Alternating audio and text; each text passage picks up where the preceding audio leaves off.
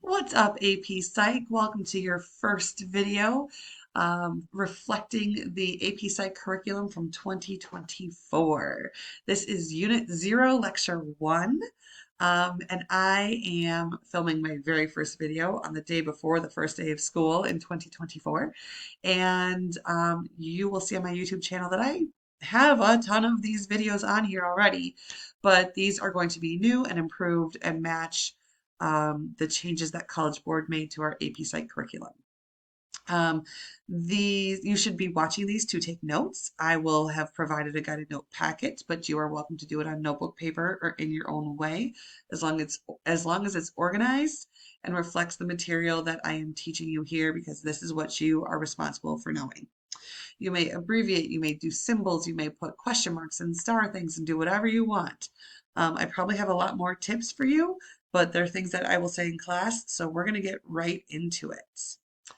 This lecture is an introduction to psychology. We are going to focus mostly on the 7 major schools of thought or theories on psychology and defining psychology itself. So let's get to it. Every lecture will have a slide of learning targets and what I will be focusing on in this lecture. So these are them today. You may pause and read them if you'd like. First things first, what is psychology? Psychology is the scientific study of behavior and mental processes of humans. It doesn't say that, but we're going to be studying humans. When we say behavior, it's basically all the things that humans do, and mental processes are all the things that go on in the voices in our heads and our emotions and our feelings and things like that. We are going to continuously look at the controversy between nature and nurture, which basically means are our behaviors as humans based on biology, like it's our DNA's fault, or on environment and experiences. In other words, it's our parents' fault and the way we were raised. You will learn very quickly in this class that almost every answer of is it this or this, almost every time it's a little bit of both. And then there's plenty of gray area in between. Okay, in just a moment, I am going to walk you through the 7 major schools of thought, perspectives, approaches to psychology, and what that is going to mean is that there are 7 major ways of studying humans. And we'll isolate them to try to go deeper into these different things we could blame for human behavior. But before we look at them one by one, I'm going to jump to the bottom line first and to say there's all sorts of reasons why we think and act the way that we do. We are influenced by our biology, things like our genetic predispositions, the way our genes that are in our DNA respond to the environments. We are influenced by the psychology piece, which is the whole class, but in this case, things that are in our mind, the learned fears and expectations that we have, the emotional responses that seem to be automatic, our perceptions of the world around us.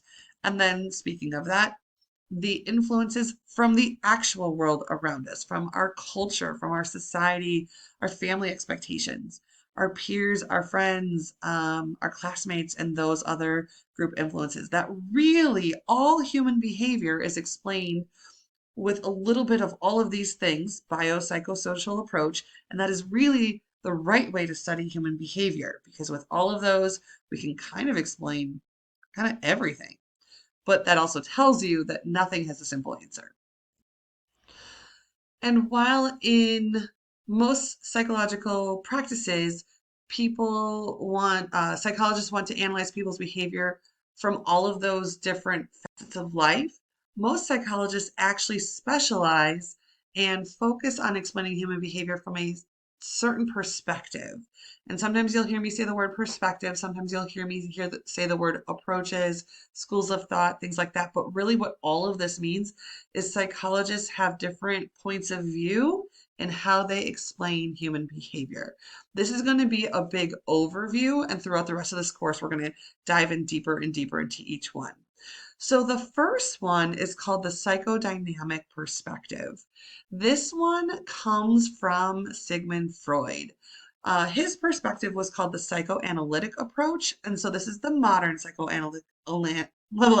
analytic approach. You'll see in the center column, I have what each perspective focuses on, and then on the far right-hand side, I have buzzwords. Like if we're reading something, studying something, learning something, and these common themes keep coming up over and over again, you'll know, oh, that's psychodynamic, or oh, we're studying the cognitive approach, and so on. So, as I was saying, back to psychodynamic, because I promised you under 20 minutes. The focus of psychodynamic psychologists is the unconscious mind, like our subconscious, unconscious, almost like little voices in our head that we can't even hear that seem to make us cry or act out or laugh or close ourselves off to relationships or get involved really intensely in relationships because of things like our childhood past. But these inner conflicts in our deep inner souls, if you will, that are fighting it out. That's why we act the way we do. The cognitive approach focuses on how we take in, store, and retrieve information, and how our perception of the world around us influences the way we act. So if you walk down the hall and you see me, you're like, "Hi, Miss Ross." I'm like, I might be like, man, what is her problem? Oh, she's probably still mad at me because I didn't do my homework yesterday. That is your perception in your mind of that interaction. That might or might not be true, but really, cognitive psychologists are studying what's our consciousness? What are the actual voices in our head that we can hear? What are they saying, thinking? How are they problem solving? How are those voices in our heads helping us with decision making and influencing our memories? Another perspective is the behavioral perspective. This is another one that goes back to the roots of psychology. It was one of the early schools of thought. And the focus of behaviorists is how behavior is shaped by learning or what we call conditioning. So, in other words, how can we influence or why do people do what they do based on getting perhaps rewards or reinforcements or punishments? And that everything about us, all of our behavior, all of our thoughts is really based on learning and heavily based on observations of others' behavior. There are some flaws, as you're listening to me, you might even be able to find some flaws in some of what I'm saying. And again, as we get deeper into this throughout the course, you'll see reasons why some of these schools of thought are really strong and logical and explain a lot. And then you'll be able to poke holes in all of them as well. A few more though. Dramatic pause. A few more. Here we go. The biological perspective, also known as the neuroscience perspective, focuses on how the brain and body creates thoughts, emotions, and behaviors. So, how does our nutrition, how do our vitamins and minerals in our bloodstream, how does a brain tumor or our body being hot or cold, how does all of that influence the way we act? Some buzzwords that signal we're talking about the biological perspective include neurotransmitters, neurons, physiological, okay, not to be confused with psychological, physiological, or kind of like physical body, neural, and innate. Innate is a word you absolutely need to know. It means essentially born that way.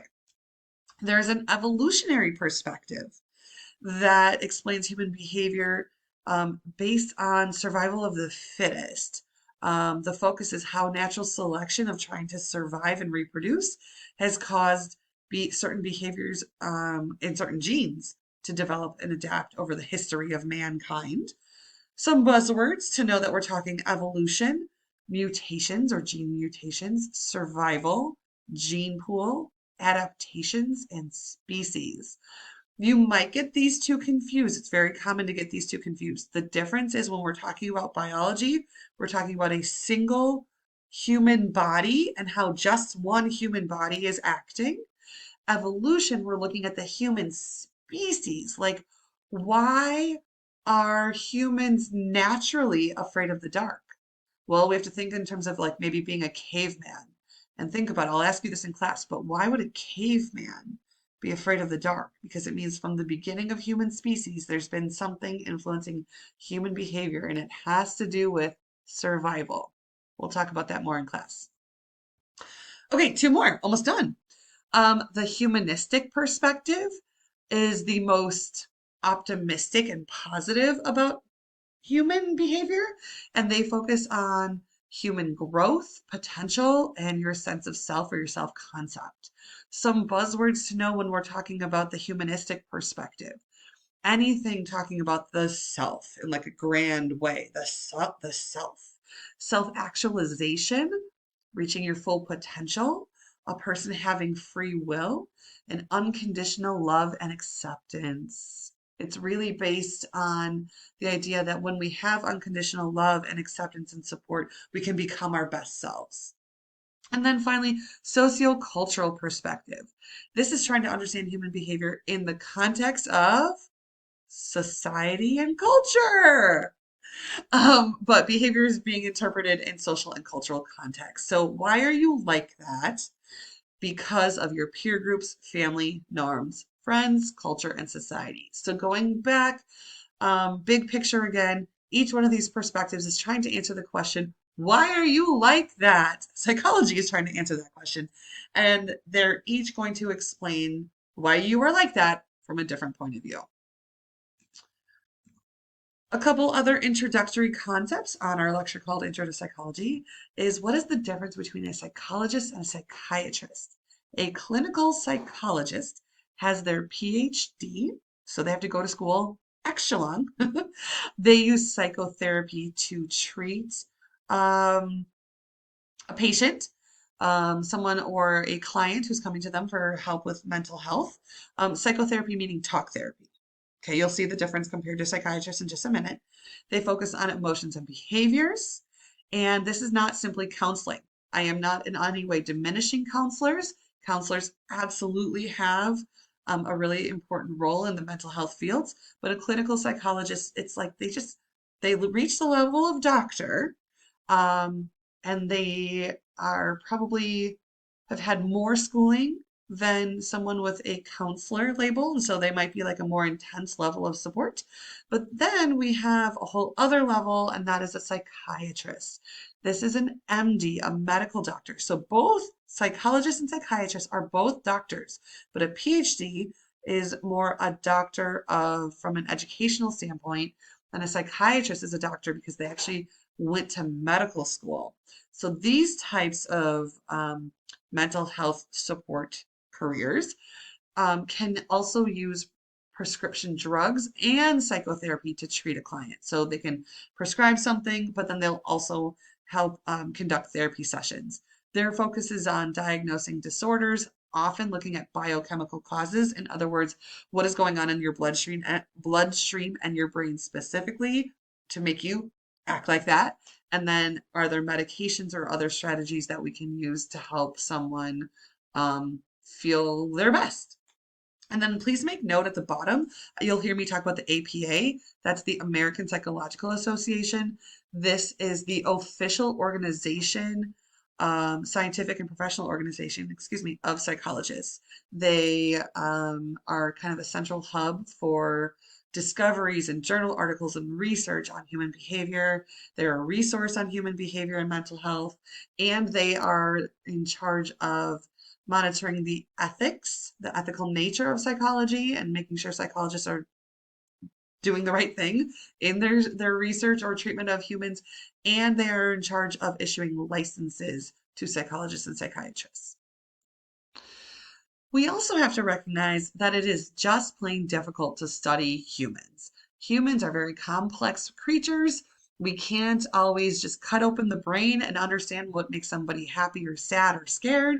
And so it's very, very hard to study humans, but yet as psychologists, that's what we're doing. What are some of the challenges? Well, one major challenge of studying human behavior is that we tend to mix up our personal experiences with proof of something.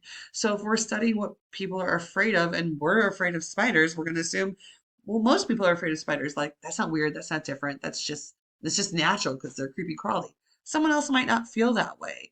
So just because you are experiencing something doesn't justify or act as proof for why everyone acts a certain way. I'm probably going to sneeze, but I'm going to keep going.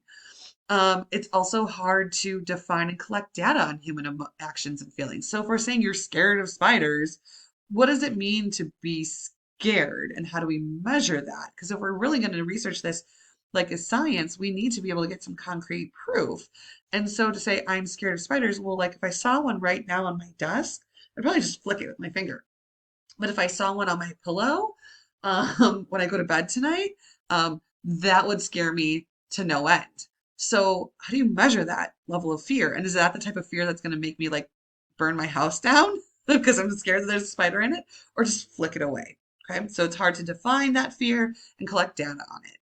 And then finally, another reason it's really hard to study human behaviors is because we are human and we often fall for cognitive biases. What that means is our own human nature is to protect our ego, sometimes get tripped up in our thinking, have biases, that sort of thing. That again taints or creates a bias in trying to be really black and white and scientific when we're explaining why people are doing what they're doing. The first one, I think you need to know three or four. I forget how many I put in here. The first one is confirmation bias. Most likely you've heard of this before. This is when you seek out evidence to confirm your beliefs while ignoring evidence against it. So, for example, perhaps you are in support of gun control. If you're in support of gun control, you might only read articles or research that supports your point of view that guns need to be controlled. We need to get more of them off the street. They're extremely dangerous and so on and so on. You're going to read articles that back that up. You're more likely to ignore articles that say, responsible ownership is an American right and not that big of a problem. It's really people who, I don't know, fail background checks that shouldn't have guns. I'm not very well versed in my gun control facts, so I'm definitely making this up and I could be misspeaking and sounding a little weird right now because I am very unconfident about what I'm saying. You also might be more likely to quote statistics that make your argument stronger. You might be like, well, in France, they haven't had a school shooting in 25 years because of their strong gun laws. I mean, yeah, that's pretty good statistic. I made that up. But it might be ignoring some other problem the people of France have to deal with in their schools. Hindsight bias, the I knew it all along phenomenon. This is when, after learning an outcome, we tend to believe we could have foreseen it. So I'm sure I'm going to teach you something about psychology that you didn't know, but you'll be like, oh, yeah, that makes total sense. I knew that all along. I absolutely understand human behavior. It's when we watch game shows and know the answer when it's revealed. We know the right answer after we've answered it wrong on a test. I'm like, shoot, I knew that was the answer. I just bubbled the wrong one. Second guess myself, that sort of thing. Or simply predicting someone's thoughts and behaviors and acting like, I knew you would say that. I knew you would act like that. Hindsight bias. So that can often mess up our interpretation of human behavior. Oh, like watching Jeopardy game shows. Okay. I have a little demo here hidden. That's why the blue box is there. But another one is overconfidence. We tend to think we know more than we actually do. For example, we won't ask for directions or help. So if we're doing research on humans, we're less likely to ask for help. We're going to make lots of assumptions. We might skip study sessions thinking we don't need that. I listen to Miss Russ's videos. I got it. I don't need to study. I'm solid. And then you don't do so well on your test. We as humans, all of these fallacies and biases tend to be subconsciously protecting our ego. We like feeling confident. We don't like feeling unsure. And so some of these things that our brain does without our permission, our brain just does these things automatically, can make it hard to be fair, objective, fact-based researchers. And the last one is pseudoscience and pop psychology. This one's a little bit different. It's not exactly a bias, but these are popular beliefs that seem to be related to science or psychology, but aren't. So we have a bias to when we read something or see something on social media to believe it if it looks sciency. So, for example, star readings matching up with your personality. So to say you're a rising Saturn moon or you're a Scorpio or you're a water-based Aquarius or whatever, that somehow means you're a certain type of personality. There is no scientific proof of that. There is faith and interest, but no scientific proof. Learning styles and your ability to learn. Oh, you're going to hear me talk about this a lot. That is not a thing. That is a myth. There is no evidence that your brain learns in a certain way. Much more on that in class. And then the pop psychology that we see on TikTok all the time. Every time you're lied to, you're not being gaslit. Sometimes you're just being lied to. Um, just because you're offended doesn't mean you're triggered. Being triggered is a real thing. I'm not dismissing that. Being gaslit, it is a thing. But these are still kind of slang words that we have evolved to mean something. But we tend to think that they're very scientific because of how often we hear them and because of the way that they're used. But you can be offended without being triggered. You can be lied to without being gaslit. They are special things. Last one, and I am like a minute over, but I'm not stopping because this is my last one. So what do we do about it? We have all these things that these biases, these fallacies, these things that our brain falls for, and it makes it really hard to be objective, especially as psychological researchers. How do we overcome this? How do we rise above it? Well, we have to maintain in psychology and in this class a sense of curiosity, skepticism, and humility. You need to wonder about things. You need to like poke holes and be like, that doesn't feel right. Let's dig deeper. And you need to admit when you're wrong. You need to examine your own assumptions, hidden values, and biases. And you need to evaluate things based on the evidence and proof, not just your gut or not just common sense. And you need to, which leads me to the last thing, you need to use empirical evidence to draw conclusions. That word empirical is important. Empirical means it is based on observation, facts, and data. Again, not common sense, not gut instincts, not based on your personal experiences, but on scientific proof and data. All right, you made it through your first lecture. I made it through my first lecture. We got a good 70 some more of these to go this year. All right, have a good one.